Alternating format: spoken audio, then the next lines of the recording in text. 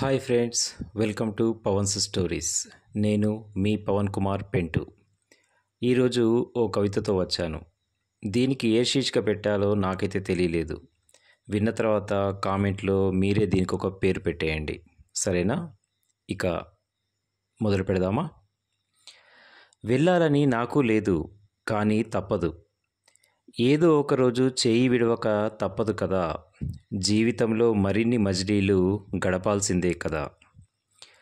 చిన్ని నవ్వుల్ని, అమాయక చూపుల్ని, కల్మషం ఎరుగని పసి మనసుల్ని అలా ఓ అబద్ధం చెప్పేసి మళ్ళీ వస్తానని నమ్మించి వెళ్ళడం తప్పే, కానీ తప్పదు కదా.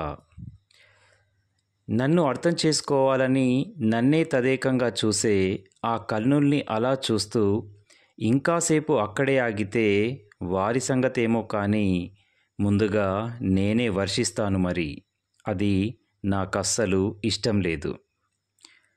ప్రతి మజిలీలో ఇలాంటి అద్భుతాలను ఎన్నో వదిలేసుకుంటూ వచ్చాను. లోడ్పల్లి, గోడాపూర్, బోందిడి, ఇక ఇప్పుడు బేల్తరోడ. ఆ అద్భుతాలన్నీ ఇప్పుడు జ్ఞాపకాలుగా స్థిరపడిపోయాయి. ప్రతి విలువైనది ఓ జ్ఞాపకంగా మారాల్సిందే. అలా తలుచుకోగానే ఇలా వెన్నెలలా కురవాల్సిందే. బ్రతుకు పయనంలో అలా అలా మెరవాల్సిందే. ప్రతి మజిలీ ఓ మలుపే, మరో కొత్త బడి గుడిలోకి, మరో కొత్త సీతాకోక చిలుకల ప్రవాహంలోకి. కొన్నేళ్లకోసారి మరో కొత్త వసంతం వైపుగా దిశను మార్చుకుంటూ మన కాళ్ళు నడవాల్సిందే. అక్కడే అమాయకంగా ఆహ్వానించే చిన్ని కళ్ళలో చిరునవ్వులు పూయిస్తూ అమృత మేధోమదనం జరపాల్సిందే. అలాంటి మరొక్క నవవసంతం వైపు అడుగులేస్తూ ఇక సెలవు.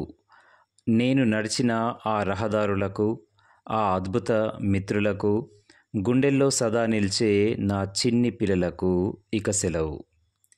ఇదండి కవిత. మీకు తోచిన శీర్షికను పెట్టేయండి. ఉంటాను మరి. సెలవు.